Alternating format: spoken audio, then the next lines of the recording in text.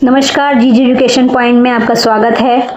आज हम देखेंगे प्रयोजनवाद को, जो कि UGC net exams, TGT, PGT और सीटेट जैसे एग्जाम्स के लिए एक बहुत ही इम्पोर्टेंट टॉपिक है।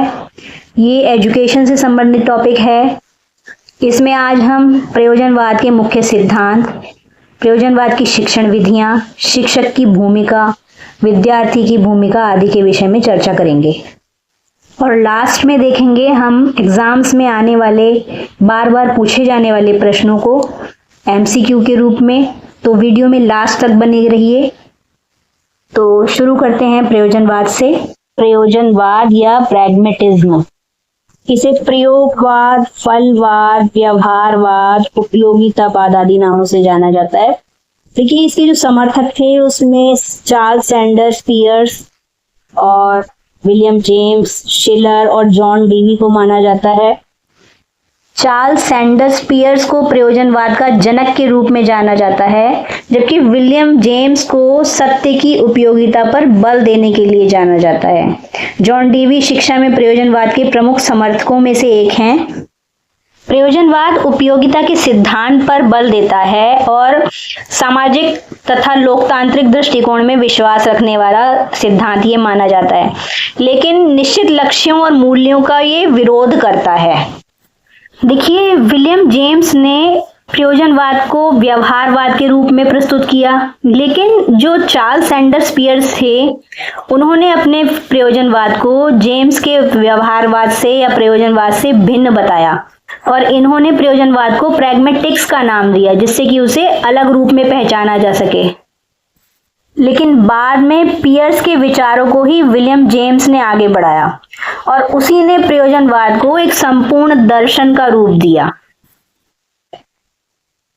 जो इसकी मुख्य विचारधारा से स्पष्ट होता है, जैसे कि पहली विचारधारा इसकी क्या है कि सत्य वही जो व्यवहार में उपयोगी हो, और अनुभव आधारित शिक्षा इसकी मुख्य विचारधारा के अंतर्गत आती है। प्रयोजनवाद के अनुसार सत्य की प्रकृति परिवर्तनशील है। जेम्स के अनुसार कहा गया है कि सत्य कोई पूर्ण, निश्चित और अनंत सिद्धांत नहीं है, प्रत्युत वह सदैव निर्माण की अवस्था में रहता है। जेम्स ने दोबारा एक बात कही कि सत्य किसी विचार का स्थायी गुणधर्म नहीं है, वह तो अकस्मात विचार में निर्वासित होता है। इसका मतलब ये है कि सत्य स्थायी रूप से नहीं होता। जो आज सत्य है वो कल चेंज हो जाएगा और वो परिवर्तित होकर दूसरों की नजरों में असत्य होगा। नेक्स्ट कहा गया है कि अनुभव द्वारा ज्ञान प्राप्त होता है।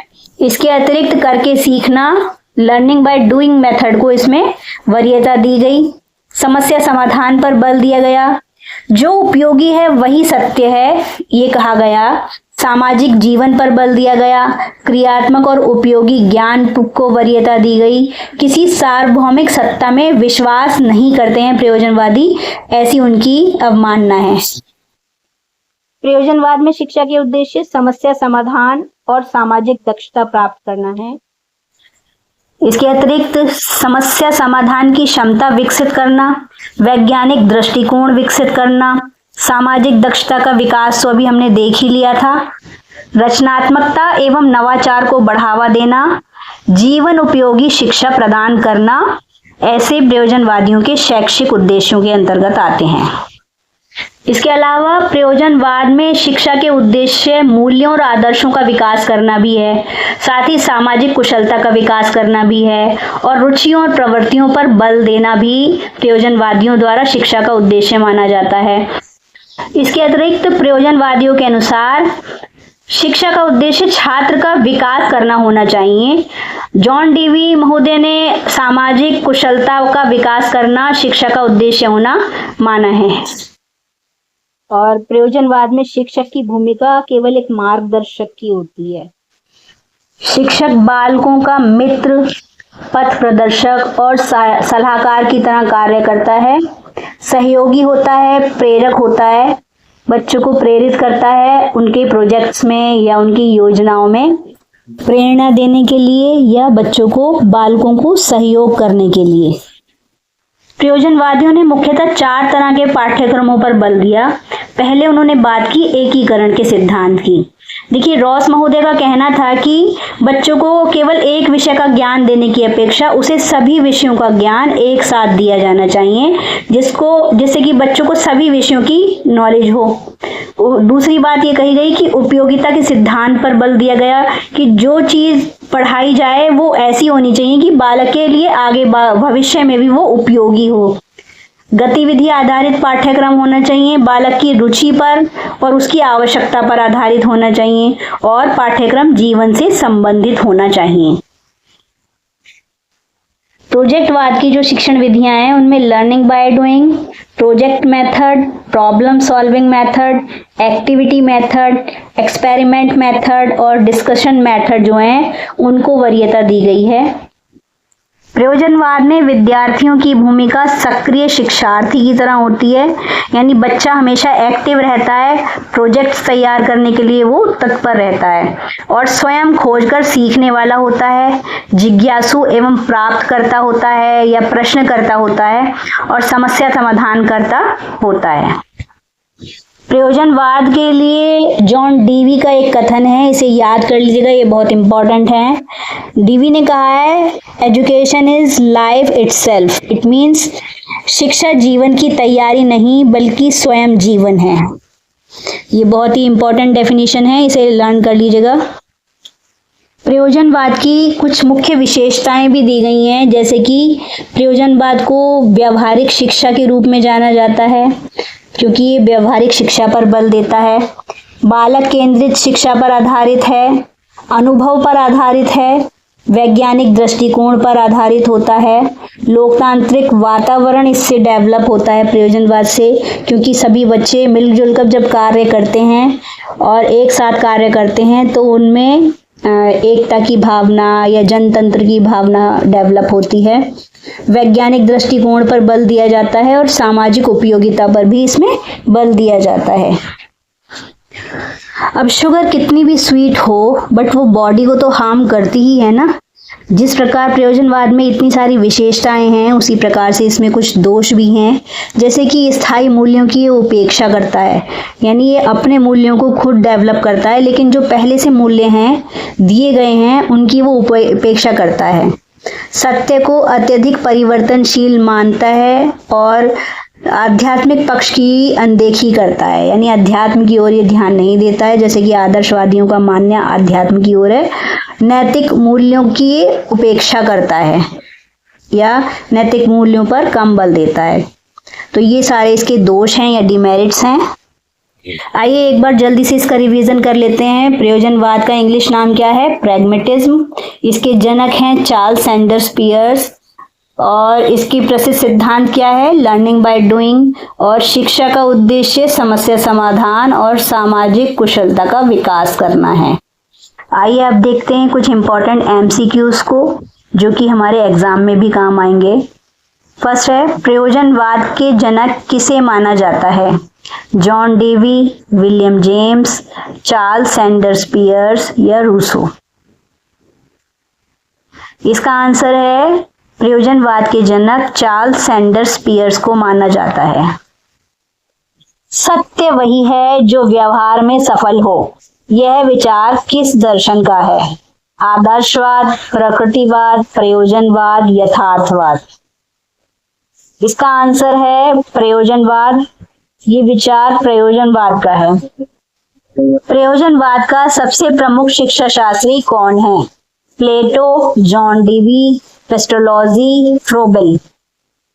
इसका आंसर है option number B, John Dewey प्रयोजनवाद के सबसे प्रमुख शिक्षा शास्त्री हैं। लर्निंग बाय डूइंग का सिद्धांत किसने दिया? रूसो, जॉन डेवी, फ्रोबेल या मॉन्टेसरी? इसका आंसर है लर्निंग बाय डूइंग का सिद्धांत दिया जॉन डेवी ने। ऑप्शन नंबर बी इसका आंसर होगा। प्रयोजनवाद के अनुसार शिक्षा क्या है? जीवन की तैयारी, स्वयं जीवन, केवल ज्ञानार्जन या अनुशासन का माध्यम? जॉन डेवी द्वारा एक डेफिनेशन दी गई है जिसमें शिक्षा को प्रयोजनवाद के लिए स्वयं जीवन कहा गया है। प्रयोजनवाद किस पर सबसे अधिक बल देता है? रटने पर, अनुभव पर, दंड पर या स्मृति पर? प्रयोजनवाद अनुभव पर सबसे अधिक बल देता है। इसका आंसर होगा ऑप्शन नंबर बी। प्रयोजनवाद में शिक्षक की भूमिका क्या है? तानाशाह, मार्गदर्शक, निरीक्षक, नियंत्रक। प्रयोजनवाद में शिक्षक की भूमिका एक मार्गदर्शक, एक सहयोगी ही होती है। ऑप्शन नंबर बी इसमें हमारा आंसर होगा। प्रयोजनवाद में विद्यार्थी कैसा माना जाता है? निष्क्रिय, सक्रिय, मौन श्रोता या अनुकरण करता? प्रयोजनवाद में विद्यार्थी की भूमिका सक्रिय होती है। ऑप्शन नंबर बी इसमें हमारा आंसर होगा। प्रयोजनवाद का पाठ्यक्रम कैसा होता है? कठोर, स्थिर, लचीला, केवल पुस्तक आधारित? तो प्रयोजनवाद का पाठ्यक्रम लचीला होता है। निम्न में से कौन सी शिक्षण विधि प्रयोजनवाद से संबंधित है? व्याख्यान विधि, प्रोजेक्ट मेथड, व्याकरण अनुवाद विधि या श्रुति लेख विधि? तो प्रयोजनवाद की जो विधि है इसमें है project method. Option number B इसमें हमारा आंसर है। बाकी तीनों विधियां आदर्शवाद की विधियां हैं। व्याख्यान विधि भी, व्याकरण अनुवाद विधि भी आदर्शवाद की विधि, इसी प्रकार श्रुति लेख विधि भी आदर्शवादी विधियों में आती है। प्रयोजनवाद सत्य को क्या मानता है? शाश्वत, अपरिवर्तनशील, परिवर्तनशील एवं उपयोगी, केवल आध्यात्मिक? प्रयोजनवादियों के अनुसार मानना है कि सत्य हमेशा परिवर्तनशील और उपयोगी होता है। जो परिस्थिति के अकॉर्डिंग सही है वही सत्य है, उनके अनुसार मानना है। प्रयोजनवाद का मुख्य उद्देश्य क्या है? केवल परीक्षा में सफलता, समस्या समाधान की क्षमता विकसित करना, केवल धार्मिक शिक्षा या फिर केवल नैतिक शिक्षा? तो प्रयोजनवाद का मुख्य उद्देश्य है समस्या समाधान की क्षमता विकसित करना। प्रयोजनवाद किस प्रकार की शिक्षा का समर्थन करता है? बालक केंद्रित, शिक्षक केंद्रित, पुस्तक केंद्रित या परीक्षा केंद्रित? तो प्रयोजनवादियों द्वारा बाल केंद्रित शिक्षा या बालक केंद्रित शिक्षा का समर्थन किया जाता है। निम्न में से कौन प्रयोजनवाद का समर्थक नहीं है? Charles Sanders Peirce, William James, John Dewey, Plato? तो देखिए, Charles Sanders Peirce, William James और जॉन डेवी प्रयोजनवाद के समर्थकों में से माने जाते हैं, जबकि प्लेटो आदर्शवादी विचारक हैं और प्लेटो को आदर्शवाद का जनक भी कहा जाता है। प्रयोजनवाद के अनुसार ज्ञान का प्रमुख स्रोत क्या है? अनुभव, कल्पना, परंपरा, धर्म ग्रंथ? तो प्रयोजनवादियों के अनुसार ज्ञान का प्रमुख स्रोत है एक्सपीरियंस या अनुभव। प्रयोजनवाद का दूसरा नाम क्या है? आइडियलिज्म, नेचुरलिज्म, एक्सपेरिमेंटलिज्म या रियलिज्म? तो प्रयोजनवाद का दूसरा नाम है एक्सपेरिमेंटलिज्म या प्रयोगवाद। इसको व्यवहारवाद के नाम से भी जाना जाता है। प्रयोजनवाद में अनुशासन किस प्रकार का होना चाहिए? कठोर, दंड आधारित, आत्म अनुशासन, सैनिक अनुशासन या भय आधारित अनुशासन? तो प्रयोजनवाद का जो अनुशासन होता है वो आत्म अनुशासन पर आधारित होता है। प्रयोजनवाद किस प्रकार के वातावरण का समर्थन करता है? लोकतांत्रिक, निरंकुश, दंडात्मक या एकाधिकारवादी? तो प्रयोजनवाद समर्थन करता है लोकतांत्रिक वातावरण का। एजुकेशन इज लाइफ इटसेल्फ कथन किसका है? प्लेटो, रूसो, जॉन डेवी, गांधी? तो ये कथन है जॉन डेवी का। प्रयोजनवाद का मूल आधार क्या है?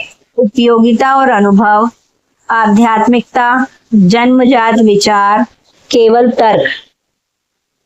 तो प्रयोजनवाद का मूल आधार है उपयोगिता और अनुभव। तो यहाँ हमारे 20 MCQs प्रयोजनवाद से रिलेटेड कंप्लीट होते हैं। यहाँ पर मैंने एक स्कोर बोर्ड दिया है, कमेंट में लिखकर बताइएगा मुझे कि आपके कितने नंबर इस स्कोर बोर्ड्स में से सही हैं, यानी आपने कितने क्वेश्चन सही अटेम्प्ट किए हैं। वीडियो को यहाँ तक अंत तक देखने के लिए धन्यवाद। मिलते हैं नेक्स्ट क्लास में जीजे एजुकेशन पॉइंट की। जो इस चैनल पर पहली बार आए हैं उनसे मैं कहूँगी कि चैनल को लाइक, शेयर एंड सब्सक्राइब कीजिए। Thanks for watching. बाय।